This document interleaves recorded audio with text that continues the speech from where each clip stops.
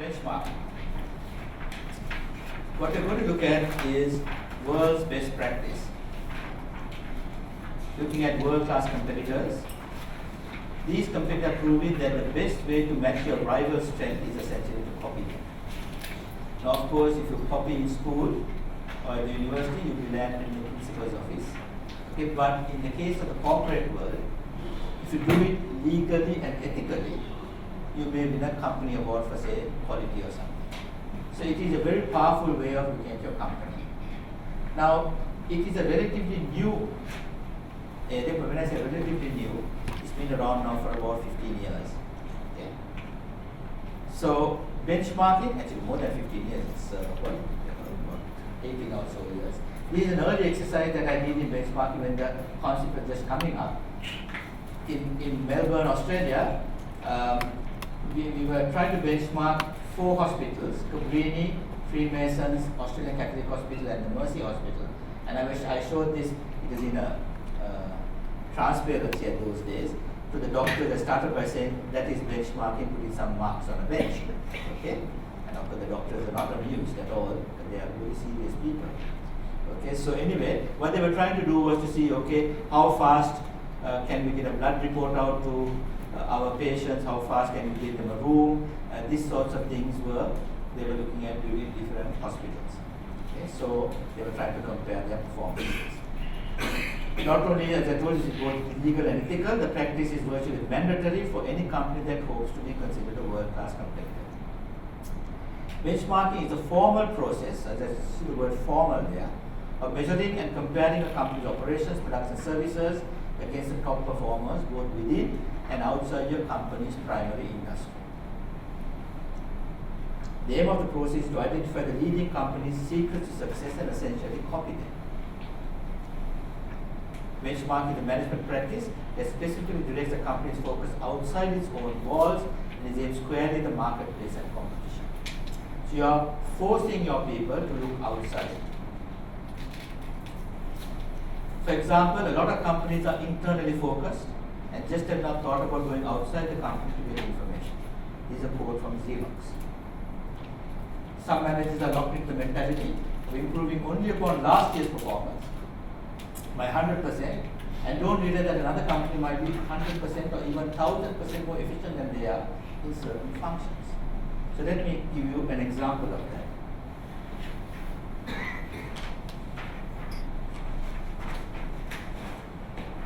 Let us say that there is company A, and company A, let us look at some sort of volume, has 100, that can be sales revenue or units or whatever, or in millions of units.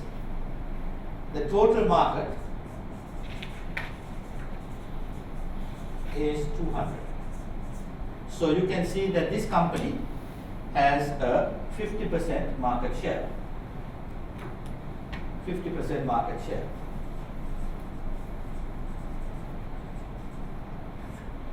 Now next year, it gets its people to work hard and they achieve 200. They are extremely happy. If you are an Australian company, you are sent to Bali as a bonus. If you are an Indonesian company, you are sent to Gold Coast, Australia. Everyone is happy because there has been a plus 100% increase from last year, or maybe from the budget. But while they are all celebrating, they haven't realized that the market is a high growth market. A high growth market, and the market is now 2000. So while they are celebrating, they have lost 40% market share. And this is not unusual for companies to have this situation. By simply looking at last year, look at budget, the entire market may have gone away from under them. So you've got to be very careful that you don't do this. Now, a very good example of this was Sony. Sony was a pioneer for over 40 years of music on the move. Okay? Walkman, Discman, mini disc, it was there. And then who came overnight and took the entire market away from them? Apple, with their MP3. I mean, even MP3 was not Apple innovation. but Sony didn't see the importance of that particular technology. Okay, so these are things that could happen to great companies where the whole market is taken away from them. Who thought some years ago that Nokia would be virtually dead, that BlackBerry would be almost gone? Okay, and so one company coming in, taking entire markets away, Apple has been the one, from people who are dominating the market. Okay, so these are things that could happen if you're not careful. By not identifying the areas and learning more efficient techniques, they remain miles behind.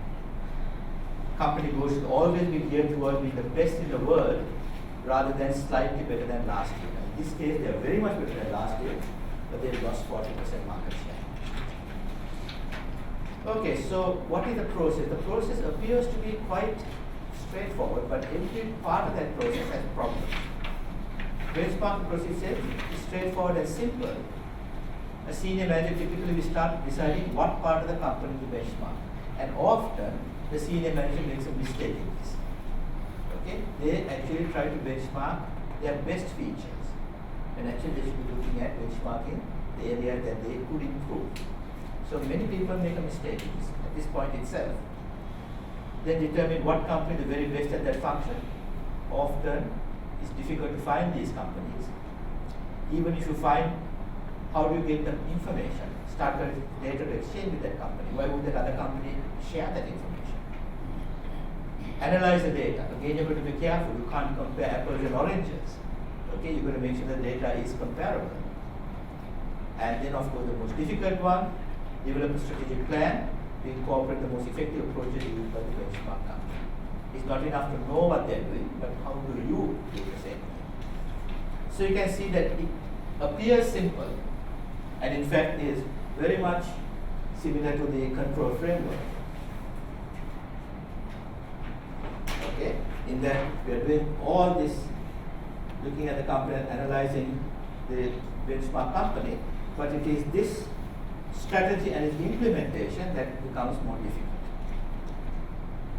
Okay, now this brings us to this discussion of primary and secondary areas. You will find that the best improvements in when you do benchmarking is not, and I repeat, not in your primary area. You're already very good at that. The focus shift often occurs not through improvement in the company's primary function area. So if you are Nike, it may be manufacturing footballs. But you will find that if you look at your secondary supporting areas, many of the areas that you all are in, that is where great improvements can happen. So billing, inventory management, I mean, not only Nike, but universities, airline companies, insurance companies, you name it, they do all billing. Inventory management, everyone has inventory management issues. Recruiting, everyone has recruiting issues. Sales. So you can see these are the secondary or supporting areas. For example, a manufacturer's billing process can be benchmarked against that of a specialist in the area, such as American Express. American Express is known to be the #1 company for collecting money. Okay. There's a story that a plane crashed in the middle of the Amazon rainforest. It is away from mobile phone coverage, the radar and radio was gone. One guy said, not to worry, I haven't paid last month's American Express bill, so they will find me. Okay, so that's the sort of reputation they have, except in the Middle East. In Dubai, they seem to be finding it very difficult to collect money. I don't know why. Anyway, that is American Express. In most cases, it's easy to benchmark non-competitors and competitors. So if you're Nike, you can go to American Express. They may be willing to share the information with you. For example, a finance department is at Motorola. People will benchmark itself against direct competitors. Now they look at the function as being one-off processing financial transactions. So they determined that the First National Bank of Chicago was the best in class in that area and proceeded to benchmark their performance against the bank.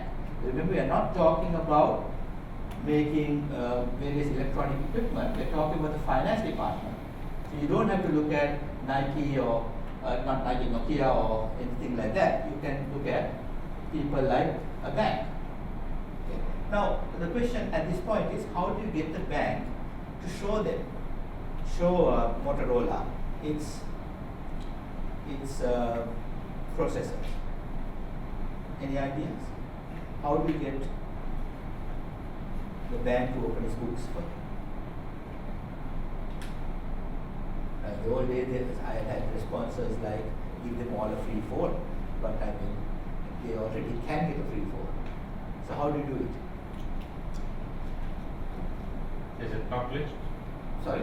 Is it published? No, it's not published. No, these are processing of financial transactions. It will be not in any sort of annual. In policy and procedure for the bank. Now, how do they go and ask the bank, please bank, how do you do this? Show us the secrets of success. Yeah, you can go to a specialist consultant. Okay, let's look at that later. How do you go directly to the company? How can Motorola get First National Bank to show its secrets? Simple way. Invite them to come. Why should the bank come? That's a better We can way. use that. We can use that. Let's say Motorola's practices are of no interest to the bank. That's the answer. Open an account with. You see, Motorola is one of the largest companies in the world. American banking system is a very interesting banking system. Most American banks are regional banks. Okay, there are international banks are very few. Citibank, Bank of America, Wells Fargo, and so on, Chemical Bank. But the regional banks are only for the region. But they are, America's economy is so big that the regional banks are bigger than most of our national banks. So, however, they can say, look, we'll open an account with you. We won't give you all our money, but we can give you quite a lot of our money. Can you show us how to do these things? The bank will say, please come. So you can see, if you're a customer or you're a strategic supplier, you can get them to open their books without going to a consultant. The benchmarking process is important as a result, because by shifting the company's focus outside itself, benchmarking alters the company's mentality, culture, and performance, so forcing them to look outside. The key success factors almost inevitably come down to people issues. Now, a lot of research has been done about what are the secrets of success, what makes a company great or world class. And interestingly, some people say, oh, it's our great products, processors, computer system, IT system. No, it is, most of the research indicates people. How management recruits employees, trains them, compensates them, the reward system, organization mobilizes them, gives them a purpose, okay, provides information to them to do their job, allocates resources amongst them, and communicates with them. So the great companies are the ones that do this properly. That's why yesterday I started with this recruitment, I talked about training, I talked about the reward system. Okay, these are the ways you have great companies. So if you look at the Fortune list of companies people want to work for, you'll find that these are the companies that look after their employees really well. I mentioned Google yesterday. Okay, employee creators, child care centers, food 24 hours. Okay, you don't want to go home. Okay, so these are the sorts of companies. Now, lots of other companies have employee share bonus schemes, profit sharing schemes, use of the holiday homes for even the lowest level employee. Some people even give private jets to certain managers and so on and so on. Not private jets individual, but they can have the use of the company's jet, these sorts of things. So think about that in Dubai. Okay? Even here it is this that is important. Okay, so the benefits of benchmarking as a strategic planning method. It identifies the keys to success for each area studied, provides specific quantitative targets to shoot for, creates an awareness of the state-of-the-art approaches, and helps companies to cultivate a culture where change, adaptation, and continuous improvement are actively sought out. So these are some of the benefits if you do it properly. Benchmarking can even benefit companies in areas outside their own industry. It is important. Always looking outside your own industry. And important use of benchmarking to spot emerging competitors and to see where you should be taking your company.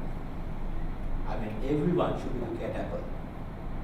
Okay, even though Steve Jobs is no more, okay, still Apple, a sort of culture is there. Okay, they may be looking at your industry. Okay, for example, I flippantly told you yesterday about the iCar, but today's BMWs, Mercedes are all computers, right? So it's not a big jump for Apple to come up with their car. Everything inside that is all computer driven. So these things you've got to keep looking at. The motor company should be looking at companies like that. By seeing which companies are outstanding in specific critical fact areas, you can spot which is likely to move into certain fields, or in the case of your company, which field you should move into. So it opens up strategic windows. Now, interestingly, I was in USA in 1994. I spent a sabbatical there, and to every home in the USA in 1994, there was 2 permanent lines, a copper wire line for the telephone and a fiber optic line for cable television. Right? In 90, and this cable television in the USA started off not with telephone companies, completely separate companies. So in 94, they suddenly said, hey, we are linked to every single home. Okay. Why don't we offer a telephone service? And the telephone companies got really worried because it could have been an even better service than they had with their old copper wires. Okay, so this is 94. I came back to Australia, and Australia didn't have cable television in 1994. But when I came back, they were getting into it. And who was getting into it? It is the telephone companies. So around the world, it is the telephone companies that got into cable television because they were keeping away a potential competitor from another industry. Okay, so these are the sorts of windows that are open when you keep looking outside to see which company can come into my area. Now, I noticed a few people here are from telephone industries. I still don't know how we are going to survive when people like Skype and so on are going to come up with their services unless you all get into those sorts of things yourself. Okay, so these are the things that are happening in the future. Okay, what are the hurdles? By the way, talking about new industries, have you all heard of 3D printing? Okay, it's amazing. It's an amazing thing where you can design something and send it to a printer. The printer doesn't print with ink, it prints with powdered metal. So what you get from the printer is the actual component. Okay, actual component. So these days all the machine tool companies and the companies into castings and moldings go on, because from a designer to a printer, straight, and you get the final metal object. I don't know when they are going to install molten metal, they are going to put biological DNA, and you can draw the person you want, and the printer will print the one. That would be really nice. Okay? But it's happening with metal. By cloning. Sorry? I mean by cloning. Yeah, cloning can be done, but this is faster, you know. You get cloning, you have to wait until they grow up, you know. Okay. They're doing, by the way, 3D printing now is going to be a big issue in garment industries. Okay? If you are the people in Bangladesh and Pakistan and so on, of the Indonesia, Sri Lanka, okay, they are going from the designer to the garment without any sort of fabric makers and all that. It's going straight into a printer and you're getting the final clothing.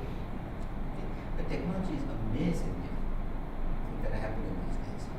So you've got to look at these strategic windows. Okay, what are the hurdles? Getting the best-in-class company to agree to exchange information. Benchmark is a two-way exchange which both parties expect to benefit from. Some companies have suppliers or customers who are world-class competitors in one function area or the other. So that's like the First National Bank of Chicago and Motorola. Using an outside consultant firm to do the benchmarking studies is not always advisable.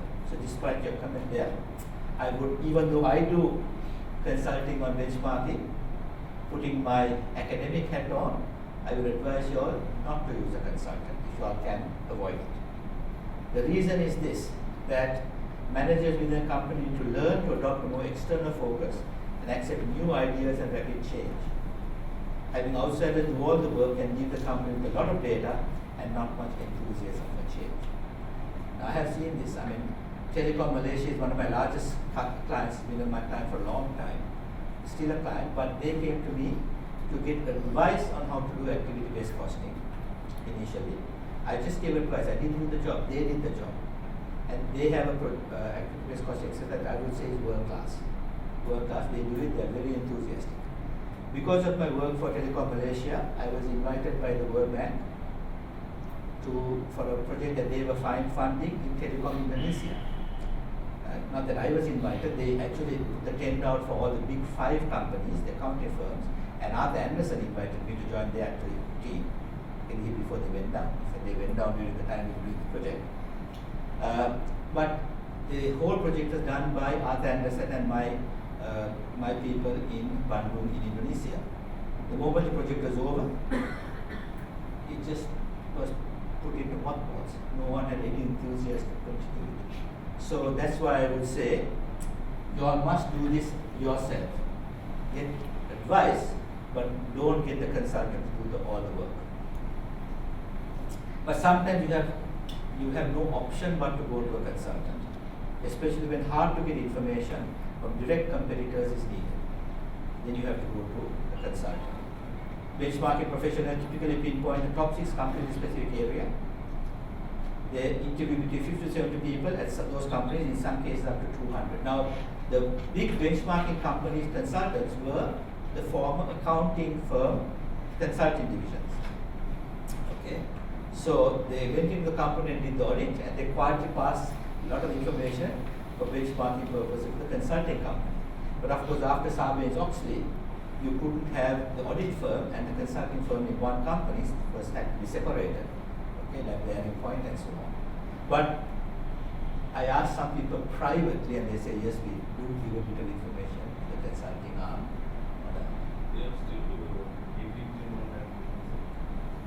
They still do. See, the big separations happen in the US after Sarbanes-Oxley. In other countries, they are still managing to keep that consulting division running. Okay, in Australia also not allowed. It's separated. Over here, KPMG, there's a fair amount of benchmarking consultancies. Okay, so that's, you know, from where they get the information. The guidance of an expert can also help companies avoid pitfalls. Most start off on the wrong foot by benchmarking the strongest function against the best in class. Look, it's quite natural. We don't, as people, want to know what our faults are. We want to know if we are the best in something. Okay? So what we do, the same as in the company, we want to say, are we world class? So we benchmark often our strongest function. Benchmark the process to help companies improve, not to grade them. Benchmarking should not be seen as an exercise to give a distinction or a credit, okay, to a firm's operations. It is to see if we can improve.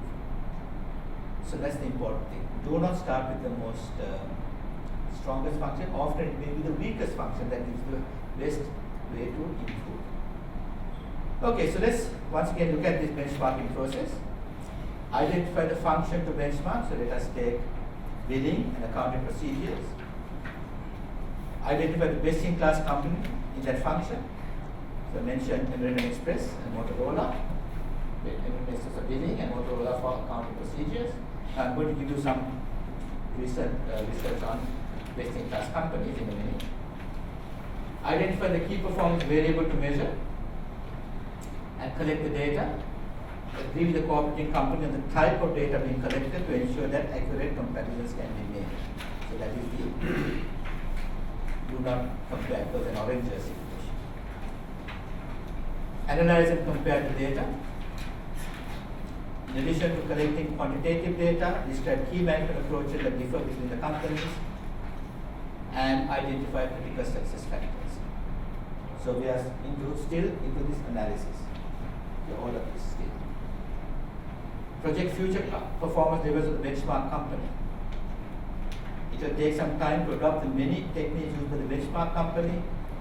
Therefore, project what will be the company's performance level, what the company's performance level will be in 5 years, and then plan to match or exceed that level. So you can see that essentially you should not look at try to match the benchmark company's current level of performance. Let us take an exercise of, say we are looking at a financial benchmark of ROI over time. So this is period 0 today. Say your ROI is 10%, your benchmark company's ROI is 15%. But their ROI is also going to increase because they are also improving. So let us say that you expect in 5 years' time that to be about 18%, then you have to try to match it at that point, not go for the 15%. Now why is your curve steeper? Because you are starting from a lower base. It is easier to go from a credit to from a pass to a credit than from a credit to a distinction in a university sense. So you have a better possibility of a steeper curve than the benchmark companies say, but they will also be improving. That's what this tries to say. Establish functional goals. Now we are getting down to the goals. Okay, we are now going to objectives and strategies. Okay, so here's an example. Respond to a customer forward query within 2 minutes. Now this actually is interesting for the Indian students here because that particular benchmark resulted in an entire industry in India. This was a benchmark of American Express. Okay, so when a member phoned them for a query, it could be a simple one like, what's my account balance? Or a little bit more complicated, like, do I have insurance on my car if I go to rent a car in the US? Or very complicated, like what happened to me when I took a set of students to South America and one of the ladies got asthma and she hadn't brought her asthma medicine, which was amazing. So the concierge there could not find a doctor with that particular medicine. In sort of desperation, I phoned American Express and said, look, I'm a member and this and that, I have this. They said, keep it with us, and they phoned us back in about 10 minutes and said, we found the doctor, we found that he has the medicine, he's awaiting you for you to come there, and could you please pay his bill with your American Express card. Okay, so it was, they saved that person's life, I think. So on average, they wanted to respond within 2 minutes, they were responding within 5 minutes, average. Now to reduce that 3 minutes, took lots of money. New computer databases, lots of more call operators answering the phones. So they realized that they couldn't do it in USA. So they looked out. Now the person who did it was actually a Sri Lankan colleague of mine called Priyan Fernando, who was the chief executive officer of American Express. He thought of Sri Lanka, but Sri Lanka was too small, so he went to India, he went to Bangalore. And he's the one who recruited, ultimately the person who became the head of Wipro. Okay, was recruited initially by American Express, then by GE, and then he formed his own company. Okay, so you can see that that was the start of the call centers in India, in this particular benchmark. Okay, now this my colleague Priyan Fernando, they've written a number of case studies about him because of this particular benchmark. Okay, it's an interesting one. Another one, provide a monthly profit statement on the last working day of a month. I've already mentioned this to you. With fast closing, these days they're finishing audits in 5 days after the end of the financial year. So surely you can do the profit statement, the monthly statement, monthly accounts on the last day by using a few statistical averages. So these are the sorts of world-class benchmark you can develop. Communicate benchmark findings, develop action plans, and implement. Now, of course, that's, as I told you, very difficult. There's often between the plan and implementation like a brick wall here, which makes it very difficult for implementation, but obviously that is what is required for you to become world class. Indian American Express implemented that with huge amount of investment. And finally, we recalibrate benchmark, which is the feedback process, okay, because of course benchmarks itself will change over time. Okay, so that is the process. Now, as I told you, this is the latest figures of companies that are considered best practice. Okay, still American Express Travel is in the billing area. So you can see Google in information management, Coca-Cola in advertising, Facebook in social networking, Toyota, despite its problems in the brake pedal and so on in the recent days, is still considered the number one company in manufacturing excellence, although Hyundai is coming close to that now, winning lots of awards. Apple, new product development and so on. Now, when you look at this, you will see that they appear to be mainly American companies. Does that mean that America has all the best companies in the world and no other country has it? No. The difference is that American companies love to tell what they do and get academics to come and write case studies about it. I just mentioned about American Express and Priya Fernando. Right? They love it. You phone American company and say, look, I want to do a case study about this, and you open your door, please come in. Okay, they like. Telecom Malaysia that I mentioned to you is the best ABC system that I have seen, and I work with them. I've asked their chief executive, can I use your company for a case study? No, not allowed. I said, I'll change all the numbers. I won't use your numbers. I won't even tell what your company is. No. Because Asian companies somehow, and I would say that pertains to the Middle East as well, they like to keep the information to themselves. Information is power. But American companies, they like to talk about themselves. Only very few Asian companies love to talk. And one of them is Toyota. Toyota, there's in the Fortune magazine cover, which it says, catch us if you can. So go to Toyota, they will not give you a small demonstration of what they do. They will allow you to go in and analyze everything that they do in great detail. The reason is they say,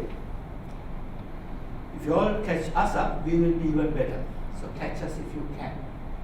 Motorola has a Motorola University, where they allow even competitors to join the university to see how they do their processes. Motorola has been now taken over by Google. So these are the things that are happening. Okay, where that is why you find European and American companies dominating with a few Japanese companies, and you don't see very many great companies in this part of the world. For example, Vital Steel is the number one in steel. You get Tata in India, Hongdae Group in Malaysia. These are big, great companies. Reliance Industries, not reported because they don't want to talk about themselves. Okay. So that's the problem.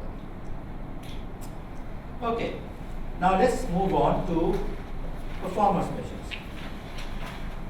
Okay. As I told you, you can do internal benchmarking is the easiest. Internal benchmarking is where you look at another operation, like in the clean shaven or Remington case, you look at other factories, or in the Tenneco case that you have in your readings, you can do internal benchmarking. In my university, we can do internal benchmarking by looking at the business faculty against the arts faculty or the science faculty. How do we do timetabling? How do we do student recruiting? Okay, how do we do announcing of the results? All of these things. So we can do internal benchmarking. Then you have competitive benchmarking. Of course, this is the way that the market is going to look at you, because you are going to be looked at against your competitors, okay, especially in the area of share price and so on. So that has to be done, and here you may have to use a consultant. Then you have functional benchmarking. Functional benchmarking is you're still in your own industry, but you're looking at functions like accounting or employee recruitment or stock control and so on, but still within your industry. Okay. And generic benchmarking is where you go outside your industry. So you will look at billing from American Express if you are in the Motorola or something like that. That would be generic benchmark. Now there is no reason why you can't do all four. You don't have to do just one of them. You can look at all four. Okay. In universities, we tend to look at essentially competitive benchmarking really, because we're looking at things like a research record, okay, the cut-off rates for entry into the university, those sort of things. Often competitive, we hardly look at any, and some internal, but we hardly look at any functional or generic benchmarking. Okay, so performance measures. What to measure? That depends on the nature of the business. The point is that you cannot chase 50 benchmarks at the same time. One macro benchmark is required. This might be then broken down into series of supporting micro measures. So you will see that the benchmarks usually fall into three broad areas: time, cost, and quality. Now I haven't put innovation. Remember I talked yesterday about the business challenges, challenge of quality, cost, and time. And I also said innovation, but that's a more difficult one. Let's keep it to these three: time, cost, and quality. Time measures should incorporate the process from start to finish. From when a customer places an order to when time of receipt of goods for payment. How fast can you do it? So if you can do it faster and faster, if you can reduce your cycle times, you can save money. You can see from the balance sheet, if you can reduce these things by collecting the money fast and so on, it's going to reduce your financing costs. So that's an interesting but important time measure. Accounts is required for total lead time, product development time, and productive time. Okay, so let's look at another time measure. Now, a few people here from the airline industry. What do you think is the primary function of an airport, not an airline, but an airport? So Dubai International Airport. It's the primary function. What is it? Not handling passengers, no. Ground No, not ground support. Primary function of an airport. Take off and landing of the. Thank you. Yes, it's called air traffic control. Aircraft. Okay, air traffic control is the primary objective of any airport. Smallest airport, the largest airport, to make sure that the aircraft land and take off safely. It's interesting that we're talking about this because today the federal government of America has cut the budget so much that air traffic controllers are being reduced. Okay, and it's going to affect flights in the US. Okay, at the moment, I mean, I'm thankful that I fly only Singapore Airlines or Emirates because there's no chance of them getting into going on strike, right? But Lufthansa is today on strike. Okay, entire European Lufthansa fleet is being grounded today. American Airlines, all the airlines are in trouble because they've cut the flight air traffic controllers in the federal budget. I don't know how safe any of you trying to go to America, be careful. I don't know if they can land and take off planes properly. What there is behind that? Sorry? What there is behind that? Because the federal budget is, the government is broke. So I think there's a political motive behind this because Obama and the Democrats must be looking at what cuts, because the Republicans are asking for cuts, right? Yes. So they are not cutting things like social service and all that. They are cutting air traffic control, which is of course because all the Republicans are the ones who use the planes. Okay? So I think there's a political thing behind this. It's a critical issue, yes. Okay, because the Republicans are going to be really affected by this. So they might vote to give more budget to Obama. I think that's a political move behind this. Okay? Because if they cut the budget for schools and social security and health care, the Republicans don't care, the senators. But air traffic control and missing flights, they are going to be concerned. I think that's my interpretation.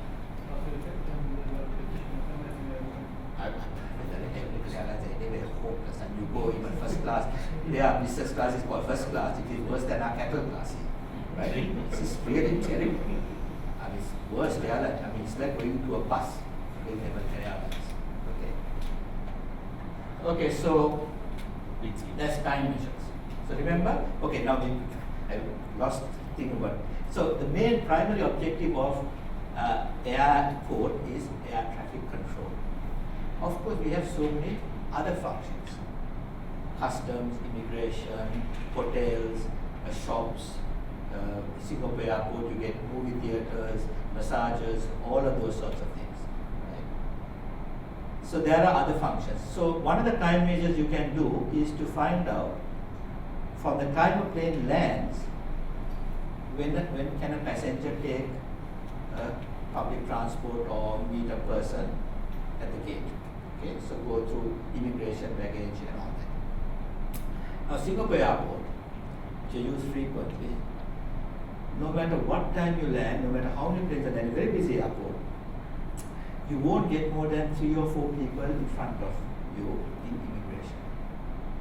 Most often, not even one, you just walk into immigration. I don't know how they have done it, but you don't find any queues. Okay? Dubai is getting better, but still you have a queue over here. The worst places are things like Los Angeles and London, where it's impossible to take for 3 or 4 hours. Right? So the problem with Singapore, of course, is that you get through immigration so fast that you have to wait for your bag. In Dubai, the time you spend in immigration is enough time for you to get through immigration and your bag is there for you. So it's not when you get through a certain point, but when you go from the start to the finish, how long does it take? Okay, so that could be an interesting time measure for you to benchmark against. Cost measures, well, these are traditional accountants have been involved in. Accountants are often most comfortable with these measures, two of which can be useful in benchmarking our total process cost per unit of output and return on assets.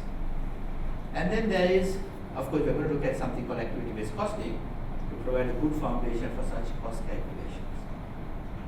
And finally, quality measure that we came across yesterday: errors, defects, waste attributable to processes.